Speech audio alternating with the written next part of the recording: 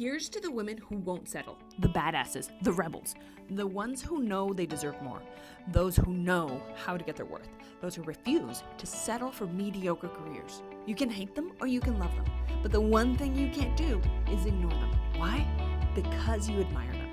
Welcome to Career Overhauling, and I'm your host, Olivia Jarris. This is a space where I make dream careers and dream salaries happen. All right, ladies, welcome to my podcast. I am thrilled and truthfully, I'm kind of psyched that this is finally here. It's been in the work for probably a year and a half that I've been wanting to do this, but I really never pulled the trigger. So here it is. It's finally here. I'm psyched. I've got so many questions that I've received over the years with regards to careers and salary negotiations and how to really achieve that dream career and dream salary on behalf of so many women. So I'm psyched. I'm psyched that I'm finally taking action for myself and for other women out there, and I am looking forward to using each episode to really deconstruct all the tools and tactics that we are seeing from the salary coaching trenches that are successfully getting women their dream jobs and landing them the big paychecks. Whether it's getting them a job at Google or Facebook or landing a $500,000 raise, I'm going to give you all the secrets and answer all your questions here because, you know, the more women we have who are able to understand their worth and understand how to actually advocate for themselves in the workforce, the sooner we're going to close that gender wage gap. So my goal here is to extract all the tactics, tools, and routines that you can use and implement directly on your career and salary negotiation tactics so that you can have a very satisfactory career, that you're basically in your dream career, earning your dream salary. So this might include recommending books and websites or strategies that I'm seeing are giving us real live results, and might include time management tricks and much, much more. So essentially, we're covering everything you need to know in order to get you to that place of utter satisfaction with your career and salary. So enough with that. Let's get started. Today, I decided we're going to start with a very popular topic that I get asked way too frequently, and more than I would have ever thought would be of interest. How to land your dream job using social media. So now we all know that networking is probably the most important part of job searching, right? Because the truth is, just applying through online portals, I don't know if you've ever experienced this, but I sure did back in the day. Just applying through online portals will more than likely not land you your dream job. In fact, most online portals, when you just simply apply and submit an application, your application will likely not even get read. And to start off with, I think it's important to note that the top 3 ways in 2018 people got hired were first an internal hire or an internal person who worked at the company already and moved up the ranks. An internal referral is the top 2 way that people got hired, which means someone from the inside referred you to the hiring manager. So you're kind of like a known entity, if you will. And the top 3, the third way, is someone who networked their way. So this is a job applicant, right? He or she networked his or her way into connecting with the hiring manager and proving that they were fully capable already of performing the task and job at hand. So in other words, they used social media more than likely to connect with their future job. And beyond that, I think the BLS, the Bureau of Labor Statistics, reported that over 70% of all jobs were actually found last year through networking, not through online portals, not through job application sites. So keep in mind that that's a really big statistic.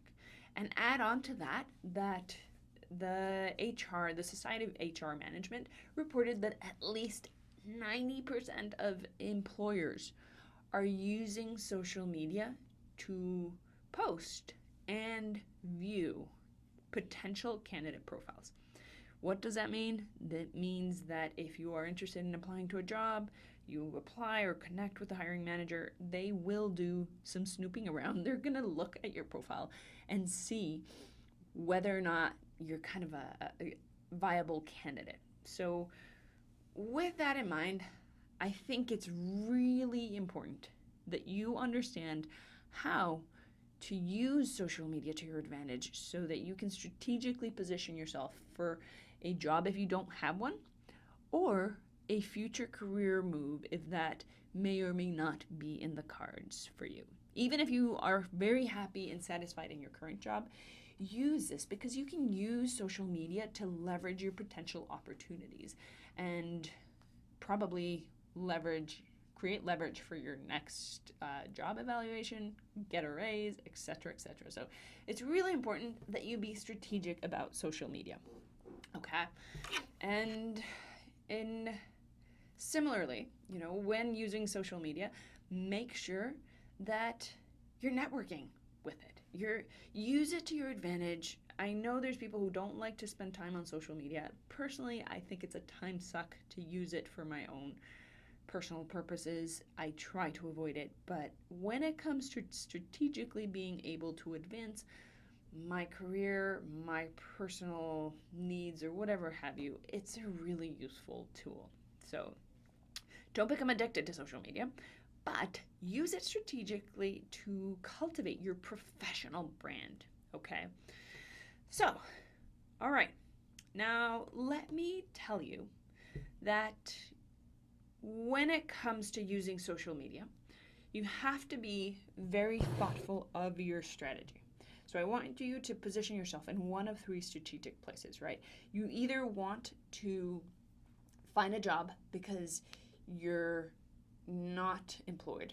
In other words, you're actively looking, or you might be in a job, in a very toxic job, so you need to get out. So you're actively looking, right? You're either actively looking or you're passively looking because you're interested in something or another and you're willing to entertain potential ideas, or you are not looking at all, which most women, surprisingly, are not looking at all because of our kind of loyalty standards, if you will. So what I want to tell you first, if you're in the category of not looking at all, I think it's time that you sit down and consider polishing up your social media networks, which I'm going to go through which ones are my favorites, which ones work, which ones don't really work, and what are upcoming trends. I'm going to beg you to consider polishing up your social media links and such in the way that I'm going to suggest, because they might provide you with leverage and opportunities for headhunters and recruiters to find you. And even if you don't want to leave your current job, entertaining conversations with recruiters and headhunters and hiring managers might open the opportunity for you to negotiate a higher salary in your next evaluation. All right? I want you to, again, think strategically. Think about leverage and understanding that if you don't keep the pulse on your market value, nobody's going to keep it for you. And your salary will ultimately stall and not move according with market, because companies tend to, when an employee has been there for a while, they will give you raises, but you're no longer a flight risk. You're not a retention issue. So I don't mean for you to go barking into your boss's office and demand a raise. But the truth is, if you're not keeping tabs on the market pulse, nobody's going to keep it for you. And you will get raises, but you won't necessarily be earning what your position can command in the market. So that right there is for you who is not keeping up with social media or not using social media to network and connect at all because you're satisfied with your job, etc., etc. That is your warning. Keep your pulse on the market so that you do not fall behind when it comes to your career and your salary. All right. Now, On to those of you who are passively looking for a job or open to opportunities, well, that's fantastic that you have the time and leeway or runway, if you will, to find and really hone in on what kind of opportunities you want to attract. Because there's one thing to be said for social media is things and information is conveyed instantly to the world. And if you can deliberately update and change your profile settings and such so that you can over time attract the kind of opportunities that you know you're interested in, you're going to have a lot of recruiters and headhunters and hiring managers up your door and profiles connecting with you and bringing up opportunities. And that's my goal here, right? Now, if you are actively looking for a job and perhaps you might be frustrated because you've applied to thousands of jobs and nothing, literally nothing has panned out, don't worry. I hear you. I've actually been in your shoes. At one point, I applied to 1,231 jobs and I got 5 callbacks and zero job offers. And this was back in the Great Recession era, and man, was it humbling, humiliating, and boy, did I feel like I was completely worthless. But I think hindsight is 20/20 and lessons are learned for a really good reason, because fast forward now, I'm one of the country's top resume and salary negotiation experts. I've helped women land jobs at all the Fortune 500s, negotiate millions of dollars in raises and salaries. So I think that experience was well worth it. And I want to tell you, the women who are listening that have or are in that situation of pretty much desperation because you are not employed or you are desperately trying to get out of your current job, that hang in there. You're going through this for a reason. And in hindsight, it will all make sense, okay? But with that, I need you to focus and pay attention here, because we're going to dive into how to use your social media to land that dream job, okay? Now, most of you, if you followed any of my work, you know that the resume is a starting point, but really my most favored social media tool for job hunting are both LinkedIn and Facebook. Now, I have to say that traditionally, LinkedIn is probably one of my favorite tools right now, though that kind of comes and goes depending on the industry and depending on the kind of job that you're looking for. Now, with over 550 million users, LinkedIn is really kind of considered the top place for networking and connecting with organizations that can, provide jobs. So it's really, it's meant for job search, but not in the way that it is traditionally expected, right? So if you go to any career site out there, or career coaches, whatever you want to call them, what they're going to tell you is that you need to optimize or polish up your LinkedIn profile so that you can apply to job opportunities that you see on LinkedIn. Now, my approach is a little bit different, because I feel that while LinkedIn is a good tool for you to network and find opportunities and connect with other people, etc., it's an even better tool for recruiters, headhunters, and hiring managers to actually find you. What do I mean by that? By this, you can optimize your LinkedIn so that you as a person kind of look good, or you can optimize your profile so that it looks good to the person who's looking for you. Now, there's a very subtle nuance there, but if you look professionally good to yourself, that's probably very different from you looking good to the kind of opportunity that you want to attract, okay? So this is what I talk about when I'm saying we need to optimize your LinkedIn profile, so that you can maximize your chances of being seen by headhunters, recruiters, and hiring managers. Now, I'm going to dedicate an entire episode to specifically optimizing your LinkedIn so that you become a recruiter magnet. But I'm going to give you a couple of tips here, okay? First things first, make sure that your profile is persuasive. When a hiring manager or anyone who's doing the hiring on behalf of a company looks at a LinkedIn profile, they're going to see the first 3 lines that are underneath the picture. What does that mean? You have those 3 lines to persuade the individual that's reading your profile. If you do your job right, you're going to leave that recruiter, hiring person, whatever their title might be, thinking, wow, why haven't we run into this candidate before? We totally need to talk to her. And if you don't do your job right, which is what 90% of the profiles out there on LinkedIn do, you will leave them with an impression of, wow, this person is so cocky. They've done so much, they're accomplished, but really they don't feel like a good fit. And notice what I'm saying, feel like a good fit. It's all about how you're delivering the message and how you're influencing behavior, okay? I want you to make the reader feel that you're a good fit. Same goes with your resume. Your resume and your LinkedIn profiles should not be a bragging post for your accomplishments and your experience. They should be the most persuasive versions of you that this world has ever seen on paper. Okay? So, in tandem with that, truthfully, the experience you write out, while it's somewhat important, it's not as important as you listing the words, the keywords that show, if you move like towards the bottom of your profile, you're going to see that there's keywords.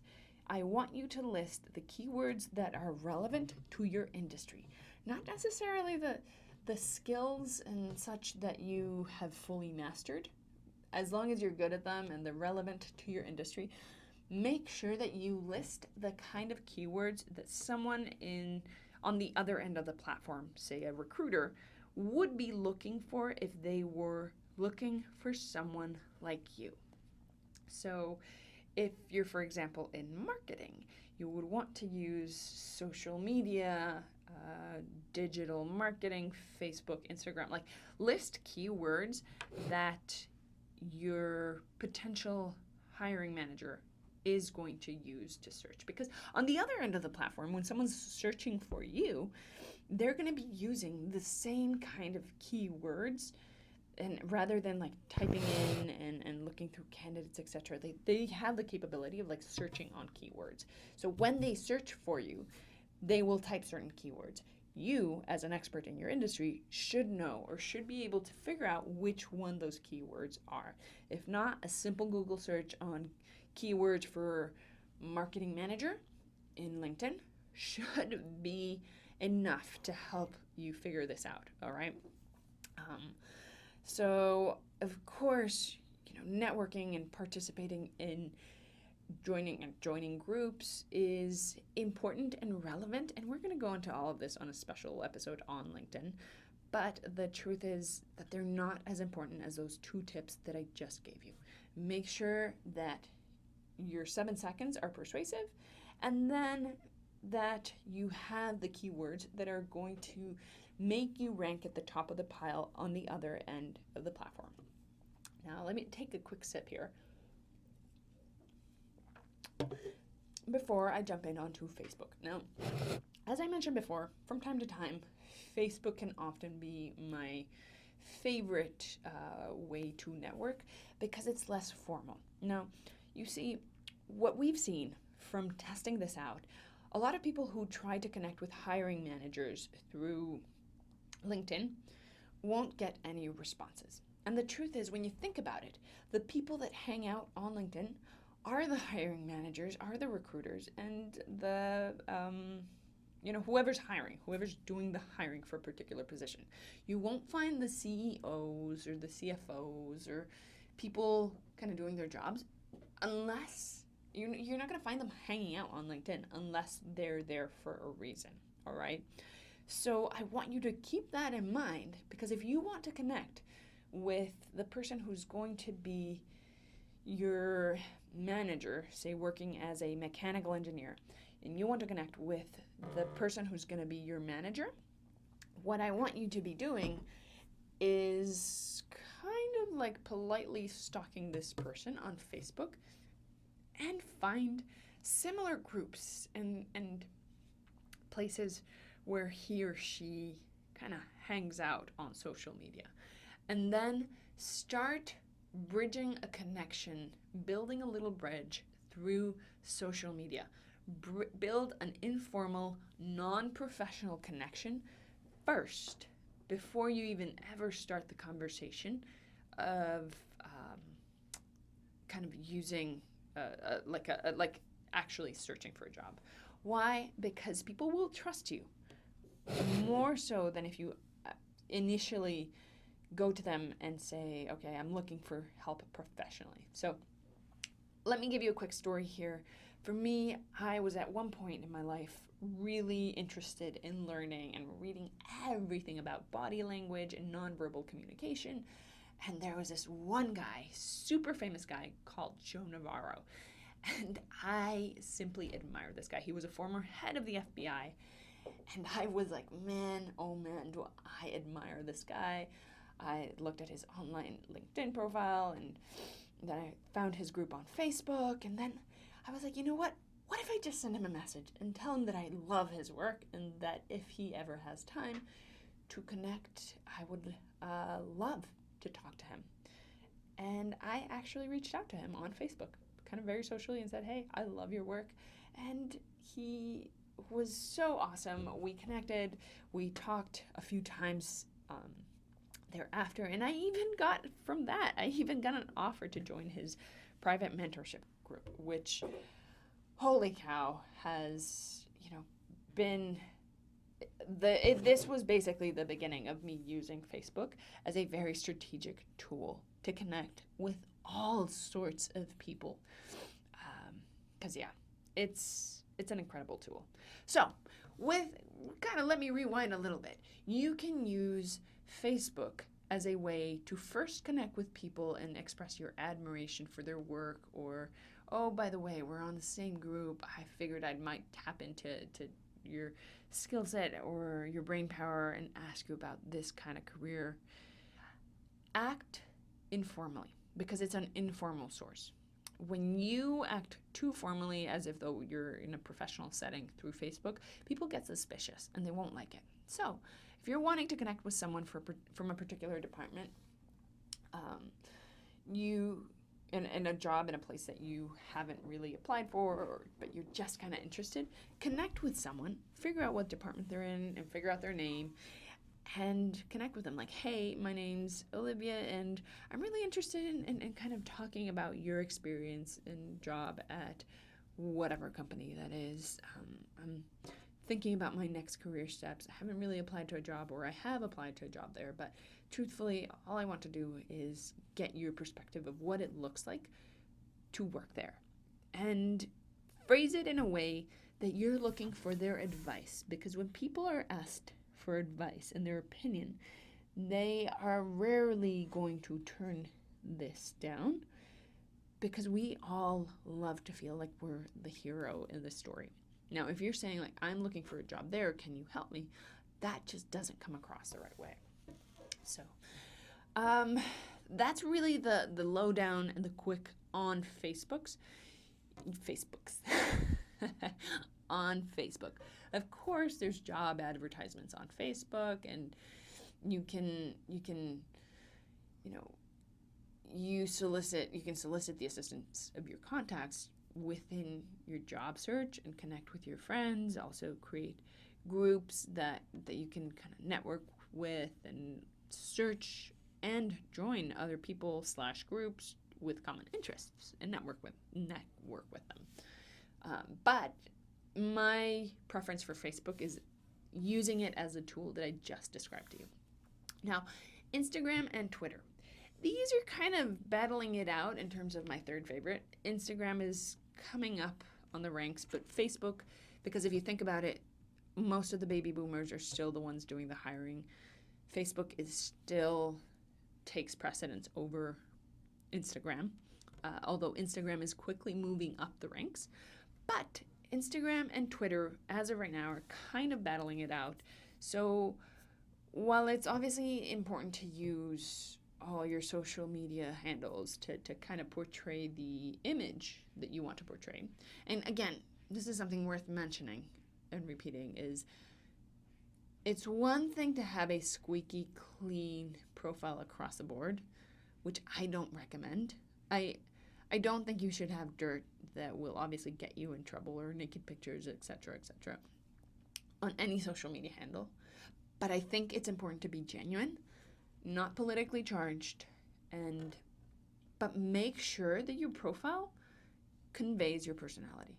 If it's a hermetically sealed, squeaky clean profile, you're really not going to have the effect that you want to have with the hiring managers. You're not going to come across as genuine. It's going to come across, people can read through fake. They can feel through fake. They might not be able to read it, but something in the back of their heads is going to tell them, like, this is not feeling the right way. So it might decrease your odds as the identified candidate. So anyway, back to Instagram and Twitter. I think my biggest piece of advice here, and we're kind of running low on time, but the important thing that I want you to do here is keep an eye out for hashtags.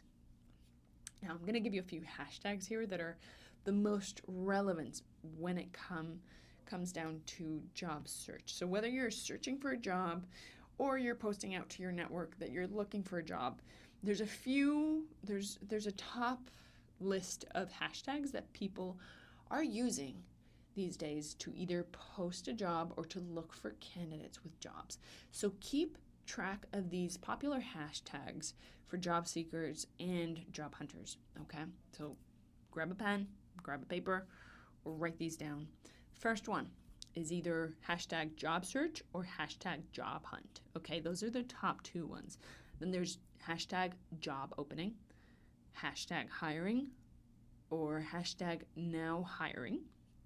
Then there's hashtag resume, and then there's hashtag job or hashtag jobs, then hashtag careers, hashtag employment, hashtag HR, or hashtag human resources. And there's one other one, which is kind of up and coming, which is hashtag tweet my jobs. Now, I haven't had too much experience with tweet my jobs, but I know that it's there, and I know that it's growing. Now, if you're looking for some sort of industry specific job, such as information technology, also use the hashtag IT jobs or tech jobs, okay? So I want you to keep those in mind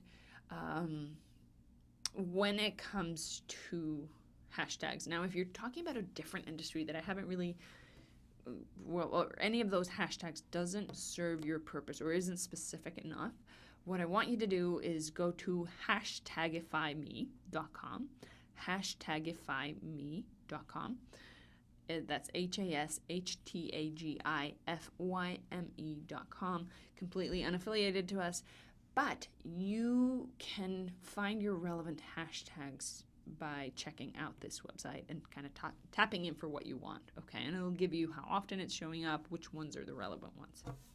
So basically, to recap, companies are more than likely than not going to review your social media profiles as an applicant or candidate for their opportunities. And while conventional advice might dictate that you have a squeaky clean profile across all media platforms, my advice is that you use your profile strategically and make sure you look for the relevant hashtags. When in doubt, go to that website, hashtagifyme.com. And yeah, I guess to sum it up, in order of importance, the social media handles that you will likely need to aid you in your job search are first and foremost LinkedIn, tied with a close second for Facebook. And then the third one is going to be Instagram and Twitter. Now, If you have any other questions, email us at ask@salarycoaching or come visit us at salarycoaching.com. So with that, those are my top 4, I guess 3, but it's really tied for 4, social media tools to land your dream job. See you next time.